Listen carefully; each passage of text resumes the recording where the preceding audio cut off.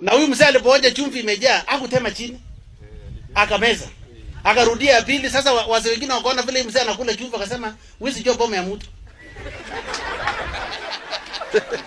Wakasema, "Wewe jua boma ya mtu, labda hii boma inakulanga chumvi namna hii."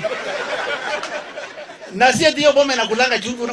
Watu walikuwa wanalia tu kwa sisi, "Maji, maji." Lakini kila mtu alimaliza chakula yake.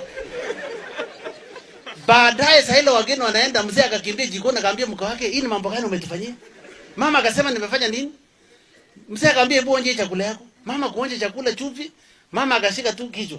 Mzee akamwambia, "Usijali. Tulishakula tukavumilia, lakini wageni wameenda, next time usifanye hiyo makosa." Halo? Unajua sisi wazazi tunakosea kwa sababu tunarekebishana mbele ya watoto. Na mtoto akiona kwamba baba yake anarekebisha mama mbele ya sisi wote, hawezi hata heshima ya mama. Baba yangu alikuwa mtu ya kisirani, lakini hakuna siku alikuwa anapea mama yetu discipline sisi tukiwa hapo. Akitaka kupatia mama discipline ama ako na issues yake na mama, anatuma sisi.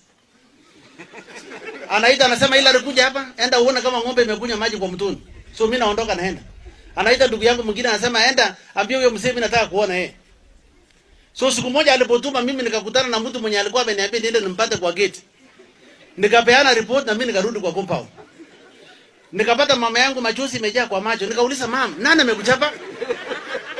Nikauliza, "Mama, nani amekuchapa?" Mama angeniambia tu ni baba yako. Nilikuwa nimesema ndani ya moyo wangu hata naweza tafuta mawe. Lakini mama akaona jikoni akasema, "Moshi nyiko kwa hii nyumba." Halo?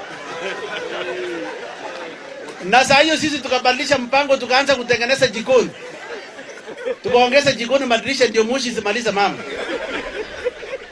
Ingawaje walikuwa na shida yao ya nyumbani, hawakutaka sisi tujue.